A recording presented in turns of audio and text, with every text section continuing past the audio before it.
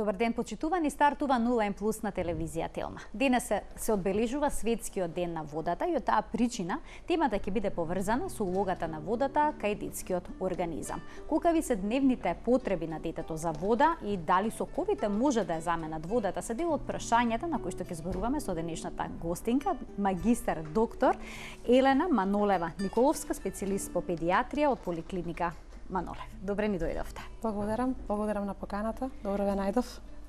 Темата поврзана со вода е секогаш актуелна.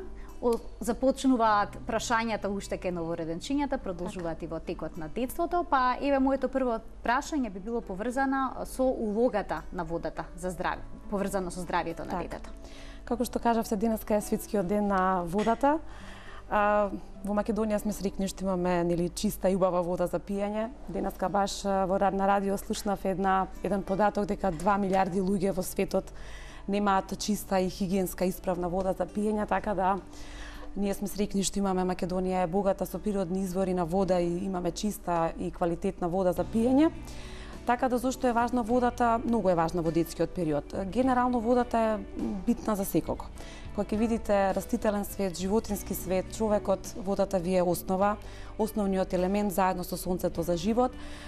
Но во детскиот период посебно се истакнува незината важност и незината улога не само од здравствен аспект, првенствено основната карактеристика во детската возраст е што градбата на детето е најголемиот процент вода.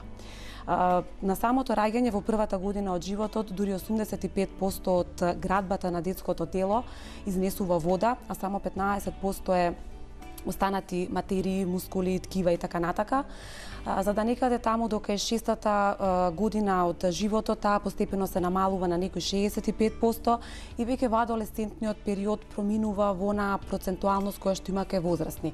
Кај возрастните 55% од организмот, кај жените е вода, кај мажите е 60%, што значи дека овој голем висок процент на состав и градба на детскиот организам кој што содржи многу голема количина на вода ја прави многу битна, прво заради тоа, второ заради тоа што сите болести кои што најчесто се појавуваат во детската возраст се поврзани со појава на покачена телесна температура, проливи и повраќања кои што се многу чести во таа возраст, кои што може да предизвикаат дисбаланс во организмот. И третата, можеби воопшто не помалце битна работа е детето е зависно комплетно од околината да ја добие таа потребна вода, што значи дека не може само да ја земе. Родителите и луѓето кои што се во неговата околина и кои што го чуваат се тие кои што треба да му понудат вода за пиење. Сега токму на тоа ќе се задржиме, бидејќи децата често пати игнорираат жетта, играјќи ја занемаруваат. Дали треба родителите постојано да нудат? Еве веќе тоа прашање го одговоривте, но колка ви се нивните дневни потреби? Колку вода треба да испијат во текот на денот? Знаете, не е тоа комплетно дека тие не чувствуваат жед, и тоа може да го видите кога ќе им понудите вода, ако е навистина жедно тоа ќе пие. Ако не му понудите, ќе издржи да не пие и може и без тоа, но морате да му понудите постојано, ако не сака добро, ако сака значи е жедно, бидејќи центарот за жед и сите рефлекси кај секој човек се развиени, и кај деца и кај возрастни, само како што реков, на дете мора да му понудите за да видите дали е жедно или не. Оние дневни потреби кои што ние ги знаеме во педијатријата се потреби кои што ние ги кажуваме за основно функционирање на организмот. Значи, кога ќе кажам јас сега дека на едно дете до 1 година му требаат 150 милилитри на килограм телесна тежина, тоа представуваат оние основни базични потреби на вода кои што го задоволуваат базалниот метаболизам, сите енергетски потреби, нормалното губење го надокнадуваат нормалното губење на вода преку респирација, преку измет, преку мокрача, и тоа ви се основните базични. Како што ви кажав, до првата година се 150 милилитри. Да нагласам тука дека во новороденичкиот период, во првите 5 до 6 дена, потребата изнесува е многу помала, 60 до 80 милилитри на килограм телесна тежина, што е многу битно, бидејќи во тие први денови мајчиното млеко е само колострум, кое што е во многу помала количина, па така родителите воопшто не треба да се секираат дека нивото тоа е сосема доволно. Точно, тој колострум кој што во многу помала количина е многу квалитетен, многу богат со имунолошки компоненти, но е сосема доволен да ги надокнади тие 80-60 до 80 милилитри на килограм. До првата година е 150 милилитри и понатака постепено почнува да опаѓа. Некаде кај предшколските деца е околу 100 до 120 милилитри на килограм телесна тежина на ден и веќе некаде после таму кај школско дете опаѓа на 80 до 100 и веќе како и кај адолесцентните деца, како и кај возрастните луѓе, некаде се движи околу 80 милилитри на килограм. Значи ова зборуваме за основни базични потреби без да се движите, без да трчате, без да се потите. Понатака, секоја голема покачена телесна температура кај детето, покачена температура во околината, зголемена влажност, понатака одредени хронични заболувања, многу состојби ја зголемуваат таа потреба. Например, еве во лето, до 30 степени ви се овие потреби што ви ги кажав. На 30 степени температура во воздухот, во околината, за секој степен поголем треба да зголемите 30 милилитри на килограм. Тоа ви значи дека ако едно дете има 10 кила и ако неговата потреба е 100 милилитри на килограм, значи на тие 100 додавате уште 30, што значи дека ќе биде 130 милилитри на килограм. И сега знаете, ова е многу, како да кажам, педиатриски кажано. Вие како родител не можете да трчате и да мерите, нели? Да, апсолутно. Која ви е таа количина? Така да ова ќе делува збунува. Меѓу другото децата внесуваат течности преку супа и преку храна, тоа така е што не може точно да се измери 130 милилитри да испие на. Како родител треба да знаете дека морате да понудите. Ако му се пие, центарот за жет е тој кој што ќе го изрегулира тоа и на дете кое што му се пие, пие. Но она кое што не му се пие, не. Но сепак мора да се знае дека не секое дете го сака вкусот на водата и дека не секое дете сака да пие вода, но убаво рековте, тој дневен внес на вода кој што ние го зборуваме не е само вода како чиста вода. Имате природно цедени сокови, имате домашно направена супа, имате јогурт, имате млеко, зборам за деца кои што може да ги конзумираат, така да целото тоа во својот состав најмногу содржи вода, што значи дека вие вода ќе внесете и како чиста може да ја внесувате, но може да ја внесувате нели во составот на другите работи кои што ги давате во текот на денот, така да нема потреба. Бројките кои што јас ги кажувам не може да ги запамти некој родител и сега да мери нели колкава ќе биде таа количина. Но редовно да се нуди. Редовно да се нуди. Тоа е најбитното, особено во случај кога детето има покачена телесна температура, особено кога детето има некои од болестите кои што предизвикуваат појава на диареја и на повраќање, обавезно да се нуди постојано, почесто помалку, бидејќи тоа не може во тој период да испие огромна количина одеднаш, што значи дека на родителите е да нудат и да го рехидрираат детето постојано. Има родители кои што нудат, но повторно не успеваат на своето дете да му дадат вода и во оние групи за родителство на социјалните мрежи, едно од најчесто поставуваните прашања е како да го убедиме детето да испие вода. Пробав се, никако не можам, па се има совети ваква чашка, дали со лажички и слично. Еве, има ли некој начин како да се убедат децата да пијат вода? Не и постои... дали е потребно тоа да се прави или пак може да речеме сокови да пијат и слично? Според мене не е потребно да го форсирате, бидејќи колку повеќе форсирате, толку повеќе продувате со негативен вие труд. Мислам, плодот е негативен. Така, ефектот. Затоа што со сила не можете ништо да направите. Морате како родител да најдете што на детето му одговара и што детето сака. Не е лесно, далеко тоа дека е лесно, но мора да се обидете. Ке направите денеска еден цеден сок, ке направите една комбинација на овоше, ке направите друга комбинација, ке направите домашна супа, дали ќе биде тоа чист зеленчук, дали ќе биде супа во која што ќе ставите пилешко месо или ќе ставите телешко месо. Значи мора да го најдете начинот вие што вашето дете по вкус рецепт сака. За своето дете. Така, треба да најдете рецепт за своето дете. Две деца исти не постојат како што не постојат и два човечки организми. Што значи дека да, има деца кои што навистина многу сакаат да пијат вода и во болест пијат само вода и ништо друго. Има деца кои што навистина одбиваат и не сакаат да пијат вода, но тука ќе направите овошен компот, домашен ваш, ќе направите домашен чај, ќе направите домашна супа, ќе направите една комбинација на сок, друга комбинација на сок, ќе научите што вашето дете сака и водата ќе ја замените преку овие други извори во кои што имате вода, бидејќи сите тие во најголемиот, вие ако сварите еден компот да речеме од суви сливи, вие ставате што? 2 литри вода, ставате одредена количина на сливи и правите еден вид на домашен компот или овошен сок. Така да нема рецепт, нема терање со сила. Само тоа ќе вроди со негативна енергија. Треба да го најдете само што вашето дете сака како вкус и тоа да му го понудите и тоа да биде нешто што вие ќе го подготвите дома, да не биде тоа, нели, вештачки сок, газиран сок, тоа да се минимизира, да биде нешто кое што вие ќе го спремите за некој. Така. 3076-677 е телефонскиот број на телевизија Телма. Овој дел од емисијата ќе биде контактен. Тука ги отвораме линиите, слободно може да се јавите и да поставите прашање. Сега се поставува пак прашањето. Дали соковите треба да ја заменат водата? Се случува децата да пијат само сокови и од таа причина потоа да одбиваат да се напијат вода. Така. Па сега зависи за какви сокови зборувате. Ако зборувате за свежо подготвени, тогаш не е проблем. Ако зборувате за свежо подготвени, нема проблем. Тука апсолутно нема проблем. Тука имате минерали, витамини, имате природни шеќери, нема многу масноти и белковини, но тие природни шеќери и тие минерали и витамини се доволни да му дадат на детето енергија да продолжи својата игра и да се рехидрира. Тоа ви е вас најбитно од се. Детето да ја надокнади изгубената пот, минерали и витамини, и со тоа сте завршиле работа. Сега ако ме прашувате за вештачки сокови, ја ги викам вештачки, значи сокови кои што се пакувани. Зошто не се препорачуваат тие? Меѓу другото и газираните можеме да ги скоментираме. Помеѓу газирани и вештачки, повеќе се согласувам за вештачки, а газираните сокови, значи прво кога ќе погледнете со што е составот на соковите, не можете како педијатар да се согласите дека тоа е нешто што треба да го примате вие секој ден. Особено ќе се осврнам на газираните сокови, бидејќи ако земете во Америка и во целиот свет, првата причина за појава на дебелина ви представува фастфуд, брзата храна и газираните сокови, што значи дека тоа ви е прва причина за дебелина.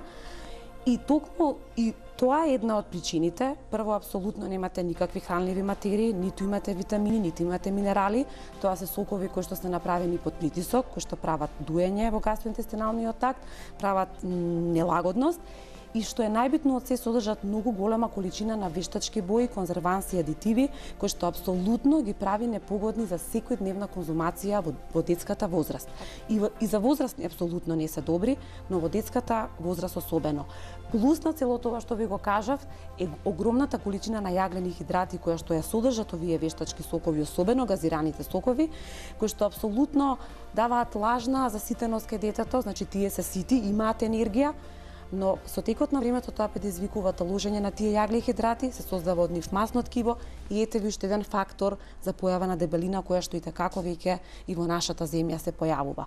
Така да, значи, зошто причината негазирани пијалоци од сите овие причини што ги наброив, првенствено заради тоа што не се здрави и второ заради тоа што предизвикуваат дебелина. Трета работа, нема апсолутно ништо во животот и мене како педијатар ако ме прашате ќе кажам дека да, апсолутно не треба да внесувате, но тоа сум го кажала и друг пат дека во овој свет на преголема прехранбена индустрија во која што ви имате голем избор на не може комплетна рестрикција да се направи. Апсолутно. Но треба да се внимава тоа да биде во минимални дози. Така. Тоа сакав да го кажам, значи вие како родител можете да му дозволите на детето, ако одите некаде на роден ден, навистина не можете да го изолирате од другите деца и да го трнете на страна и да се карате и да го казнувате пред другите деца зашто пие или конзумира некој од тие сокови, но доволно е тоа да не го правите во секојдневниот живот. Еден роден ден не е ништо. Секако. 10 родендени нека бидат во текот на годината, но многу е битно што вие секојдневно ќе го правите. И уште една многу битна работа, ако вие конзумирате газиран сок, и детето ќе конзумира. Така, ние сме пример за детето, треба да се внимава. Така да ако сакате да не конзумира, треба и вие да не конзумирате. Да ги вклучиме гледачите кои што се на линија. Добар ден, повелете, кој се јавува. Ало, добар ден. Добар ден, повелете, во програма сте. Вака, ја имам 2,5 години дете и вода никако не сака да пие. Така. Водата никако не сака ни од шише, ни од чаша. И сега не знам дали тоа влијае на развојот на детето затоа што не пие вода. Сега почнавме да му внесуваме вода, ама мешаме со сок, пие само еден сок од јаболко, друго не сака да пие. А 2,5 години е детето. Така. Ви благодарам што се јавивте. Го одговоривме Господјата нашла начин како да го внесе тој сок, водата како да ја внесе, го комбинира со сок и тоа е сосема доволно. Не ја прашав дали сокот е вештачки или е природно направен, секако дека е многу подобро да биде природен направен, бидејќи природно јаболкото во себе содржи во најголемиот процент содржи вода, така да водата од јаболкото заедно со водата која што ќе ја додаде во сокот е таа количина која што детето треба да ја прими. Така, имаме уште еден гледач на линија. Добар ден, повелете. Повелете. Поздрав за вашата емисија. Благодарам, поздрав и до вас. Кој е вашето прашање? Имам 5-годишно момченце, значи Така. многу пие вода. Ние го немаме тој проблем дека не пиеме вода. Меѓутоа, многу, значи пред ручек, пред да прима обруци, сака да пие води, обично околу 2 чаши од 200 мл. И во текот на јадењето цело време прима водичка. Некогаш се чудам дали сум во заблуда. Така, дали се уште имаме гледачката на линија? Мислам дека можеме да го искоментираме. Да, јасно е. Па, еве да речеме 5 пати во денот по 200 мл, тоа е 1000 мл, што е некаде, да кажам, некаде средно колку треба да прими. Ако предпоставиме дека тоа дете има, да речеме, 20 на килограми на 5 години, предпоставувам, сега не ја прашав така, колку кило има, 20 на, значи, кило ако има, по 100 мл на килограм телесна тежина, ете ви ги 2000 мл, што значи дека 2 литри вода. Значи, и пред секое јадење да пие по 200 мл, апсолутно тоа е она што детето само го задоволува како потреба. Тоа е тоа што ви го кажав преска. 5-годишно дете е веќе големо дете кој што знае да каже дека сака да пие вода. Неговиот центар за жед нормално функционира и тој како и секој човек бара вода затоа што може да ја побара, така да количината што ја спомна госпоѓата воопшто не е голема. Значи тие 1000 мл што ќе ги испие заедно со другите 1000 мл преку млеко или преку супа или преку овоше што ќе ги земе во текот на денот, се сосема оние нормални потребни, нормални подведени потреби за детето, така да апсолутно од ова што го кажа госпоѓата, тоа се сосема, тоа е природен начин како детето ги задоволува своите потреби за вода. Имам уште еден гледач на линија, да го вклучиме. Добар ден. Добар ден. Повелете. Поздрав до вас и до докторката. Благодарам, поздрав и до вас. Благодарам. Имам едно прашање за 6-месечно бебе. Значи, бебето се уште го дојам, но од пред неколку дена почнавме со кашички, овошни зеленчукови. И сега прашањето ми е дали треба да му додавам дополнително вода, не по неколку лажички или неколку, не знам, значи заради кашичките. Така. Зашто додека го доиме, нели, така, ексклузивно доење во првите 6 месеци нема препорака да се додава вода. Да. Така. А колку месеци рековте дека вашето бебе? 6 месеци. 5 месеци. 5 месеци? Да, 5 месеци. Добро. Благодарам што се јавивте. 5,5-6, значи сега. 5,5-6, така. До 6 месеци апсолутно нема потреба давање на дополнително вода, особено кај деца кои што се на ексклузивно доење, па дури и на тие кои што се на вештачко млеко нема апсолутно потреба.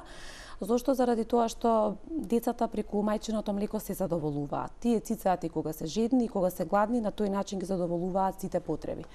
И сега бидејќи жената спомна дека веќе има внес на кашички, заради тоа што до 6 месеци ексклузивно доење значи дека само доите и ништо друго не давате, но сепак има еден простор од 4 до 6 месеци во зависност од тоа како напредува детето, дека може да се почне со дохрана.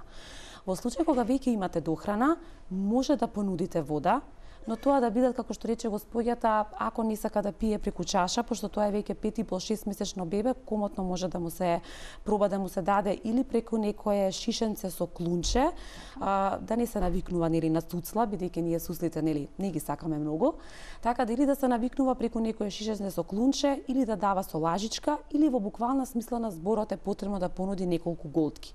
И да не сака детето воопшто не е ништо страшно.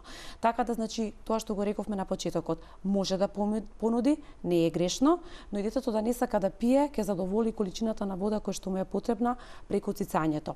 Така да и да не даде госпоѓата и детето да не сака да прими, тоа ќе се задоволи преку храната и преку мајчиното млеко. Тука треба да заокружиме денешната емисија, но јас ќе оставам простор само за уште едно прашање, сосема накратко, дали може да се претера со вода?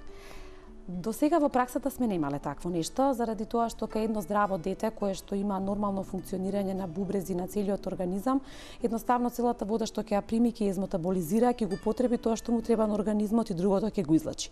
Во праксата не сме имали интоксикација никој па до сега со вода и мислам дека децата и покрај тоа што можеби не знаат, многу добро осеќаат што е потребно, што не, и мислам дека имаат механизам во кој што многу добро знаат колку може да испијат и колку им треба, па затоа ќе ви го трнат на страна шишето и ќе ви кажат повеќе мене не ми треба, така да практична интоксикација со вода немаме, а децата знаат точно колку им треба и колку треба да испијат. Инстинктивно знаат. Инстинктот на човекот и на преживување едноставно е поголем од се. Ви благодарам што бевте гостинка во Нулен Плюс. Се надевам дека ќе се видиме повторно. Да, ви благодарам на поканата. Тука го завршуваме денешното издание. Гледајте на секој работен ден од 12 до 12:30 во рамки на утринската на Телма. Пријатно.